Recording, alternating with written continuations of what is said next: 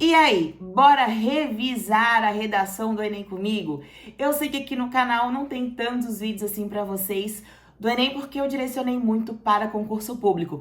Mas como eu também trabalho o Enem nas minhas turminhas presenciais, focadas em SPSEC, ESA, concursos militares, vestibulares e claro que a galera também faz o Enem, eu estava aqui esta tarde preparando a revisão dos meus alunos e eu resolvi compartilhar com vocês a mesma coisa que eu vou ensinar amanhã na minha turminha presencial. Então, toda a estrutura de introdução, desenvolvimento, conclusão, repertórios que funcionam muito bem independentemente do tema. Inclusive tem parágrafo pronto aqui para você.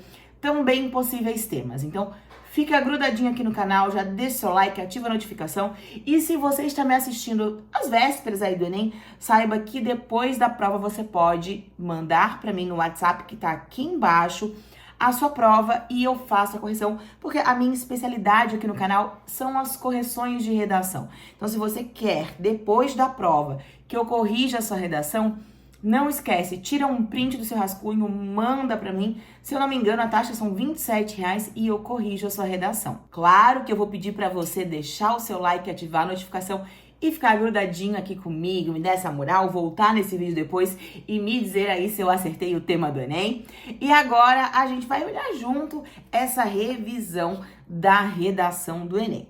Primeiro que, antes de tudo, nós sabemos que o Enem possui 5 competências. São 5 competências muito importantes. O que significam essas competências? São os critérios de correção. E dentro desses critérios de correção, nós temos 4 itens. Desses 4 itens, o item C1 vai olhar toda a nossa norma culta. Então, a gente pode pensar com a norma culta da língua portuguesa. Tudo que você errar de vírgula, ortografia, concordâncias, plural, inadequação de vocabulário. Às vezes você não erra a palavra, mas você troca o vocabulário e inadequa isso. Exemplo, usar a palavra através. Através significa atravessar no lugar de por meio. Então, escolhas de gírias, tudo que envolver essa linguagem, que não tem necessariamente a ver com o tema ainda, a parte linguística desconta na nossa C1, que vale, como cada um dos itens, 200 pontos. Depois nós temos a C2, que nada mais, nada menos é a compreensão. Eu vou colocar aqui em poucas palavras como a interpretação, ok? Eu acredito que fica um pouquinho mais fácil para você entender. Então, nós temos que interpretar e entender o tema. É isso que é avaliado na C2. Assim como também é avaliadas as citações, as várias áreas do conhecimento. Não é você jogar qualquer citação que vai valer ponto. Não, você tem que colocar uma citação que faça sentido com o tema. Então, interpretação, vou botar assim, e tema. Ok? C3, argumentos, tá? Argumentação.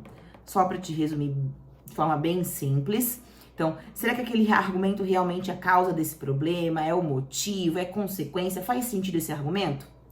Depois, C4, a galera chama muito assim, utilização dos mecanismos linguísticos, eu sempre falo como a coesão. E aqui engloba também vários conhecimentos aplicados.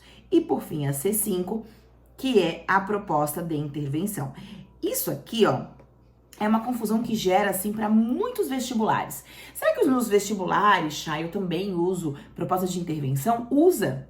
O texto dissertativo, argumentativo, ele cabe proposta de intervenção independentemente de qual seja o vestibular ou o concurso. O que acontece no Enem especificamente é que ele isolado vale 200 pontos. Eu olho só para ele e digo assim, esse camarada específico vale 200 pontos. Nos vestibulares em geral vai fazer parte da estrutura, então não vai valer ponto sozinho. Isso é uma coisa bem legal de você entender. Beleza? Agora a gente vai para nossa estrutura, porque eu quero que você entenda, já que é uma revisão, que você entenda estrutura. Aqui, estrutura da introdução. E também não tornar esse vídeo longo para você, porque já é revisão, você já tá cansado.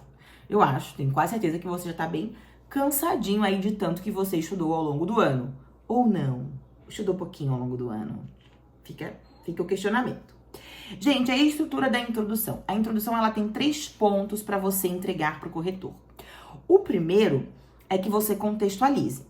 Então, você pode usar uma citação, pode usar um fato histórico, pode usar o dado estatístico e entre outros, ok? Mas o importante é que você já traga um contexto que remeta à temática, não é um contexto qualquer. Legislação é muito importante, vou mostrar um exemplo depois para vocês. Então, aqui é contextualizar. O que é contextualizar? Eu contar assim, ó, esse tema, ou ele já foi visto em alguma série, algum filme, algum livro, ou ele aparece na Constituição. Esse tema não surgiu do nada, não é a primeira vez que está falando sobre ele. Eu já tenho um conhecimento sobre esse tema anterior. Então, isso é o contexto. A tese é você explicar a relevância e os problemas relacionados ao tema, ou seja, você também mostrar o tema que vai ser debatido na nossa redação. Não sei por que apagou tudo aqui, mas apagou. Então, é o tema que será realmente explorado e os argumentos que são nada mais, nada menos do que as causas do problema, as causas relacionadas ao tema. Tudo tem a ver com o tema. Isso a gente não consegue se desvincular, ok? Tudo tem a ver com o tema. Então, você coloca um contexto, coloca um conectivo, coloca a sua tese, coloca outro conectivo e apresenta os argumentos. Depois eu vou te mostrar um modelo, vai ficar um pouquinho mais fácil de entender. Mas isso, se você não sabe nada, lembra, a minha introdução tem que ter contexto, tese e 2 argumentos que eu seleciono. Chay, eu não sei argumentar. Então, aqui tem alguns argumentos que funcionam para muitos temas. O pessoal chama isso de coringa. Daqueles que você consegue analisar e pensar assim, poxa, se encaixa para muito, não para um só. Ok? Então, olha só. Omissão do Estado. O Estado sabe que aquele problema acontece, mas não faz nada. Ou negligência do governo, também. Aqui cabe 2 frentes. Ou já existe a lei, mas ela não é cumprida, ou não existe lei, ok? Ou não existe nenhuma lei. Vocês não façam essa letra que a Chay está escrevendo aqui nessa redação, tá? Muito bom. Falta de políticas públicas. Existe a lei, mas não existe políticas públicas para ajudar aquele problema. Lacuna educacional.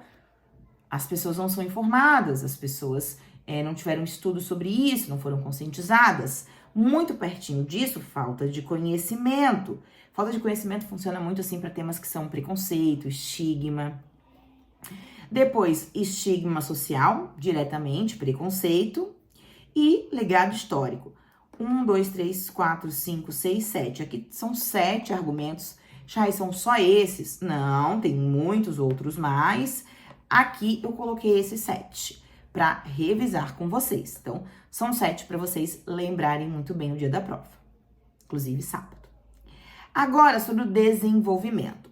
Se eu tenho argumentos, ok? Argumentos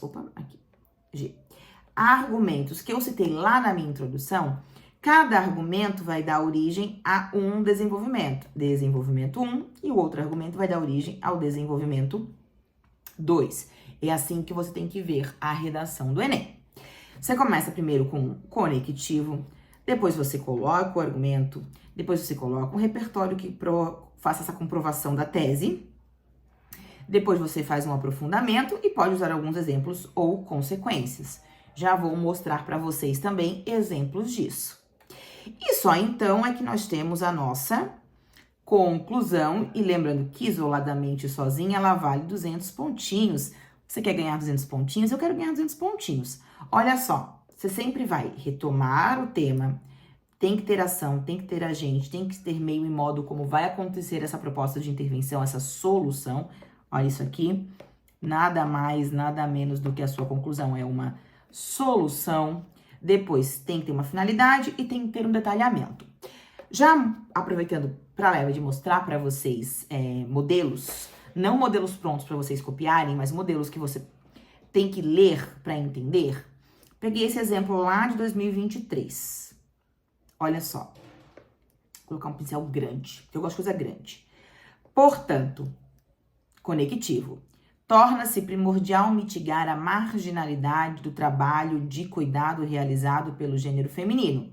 Então, eu tenho conectivo, que eu falei para vocês, eu tenho a retomada da tese, falei isso para vocês. Agora, dessa forma, o Ministério da Cidadania é quem? O agente, beleza. Então, só para vocês lembrarem dos pontos. O Ministério da Cidadania, enquanto responsável por políticas cidadãs, deve propagar dados e pesquisas que revelem a gravidade do esquecimento sofrido pelas cuidadoras, a ação, por meio de plataformas midiáticas de destaque, a fim de atingir o maior contingente possível e conscientizá-lo. Ademais, a coletividade, por intermédio do Ministério Público, precisa cobrar o governo federal ações efetivas de proteção ocupacional às empregadas domésticas, com o intuito de promover o labor digno a esses indivíduos. Assim, a acolhida da nova geração de pessoas da terceira idade poderá ser efetiva. Então, eu tenho aqui, ó, cada um desses itens, lembra aqui comigo. Eu tenho a retomada, não estava falhando. Aqui, pronto. Eu tenho lá a retomada? Tenho. Eu tenho a ação? Tenho. Eu tenho quem vai fazer? Tenho. Eu tenho como vai ser feito? Tenho. Eu tenho a finalidade e o objetivo disso? Tenho. Tudo isso é detalhado? Tenho. Ok. Por isso, a redação foi bem avaliada. Inclusive, se você quiser, tire um print. Printa, meu amor. Printa para que você possa ler mais de uma vez, mesmo que a aula acabe. Agora vamos de repertório. Sei que vocês gostam. Sei que vocês gostam de repertório. Meu top 1 de repertório. Constituição, e eu trouxe um modelo de introdução. A legislação brasileira garante o direito a... Aqui você vai ter que colocar qual é o direito que a legislação garante e que o tema deixa defasado. A todo cidadão brasileiro de qualidade. Saúde, educação, moradia, emprego. No entanto, note-se que nem sempre essa premissa é garantida em sua totalidade ao se observar o... Aqui você faz a mágica de colocar o tema igual está na proposta, pode ser igual. Depois você fala assim, portanto, faz-se necessária a análise dos principais fatores que contribuem para esse triste cenário. Aí você escolhe um argumento, e o argumento 2, lacuna educacional e falta de conhecimento, negligência do Estado e falta de conhecimento. Você pode. O importante é que você contemple os argumentos. Aí eu tenho etapa 1, etapa 2 e etapa 3 da introdução. Ainda em repertório, e aí vocês vão poder ver modelos de desenvolvimento, a Djamila Ribeiro vai falar da questão sobre você silenciar situações e não debatê-las. É uma sessão muito legal, foi uma das 7 mais citadas do Enem. Então, uma autora brasileira, muito importante enquanto citação. Ademais, isso aqui é um D2, espero que fique claro para vocês que isso aqui é um D2.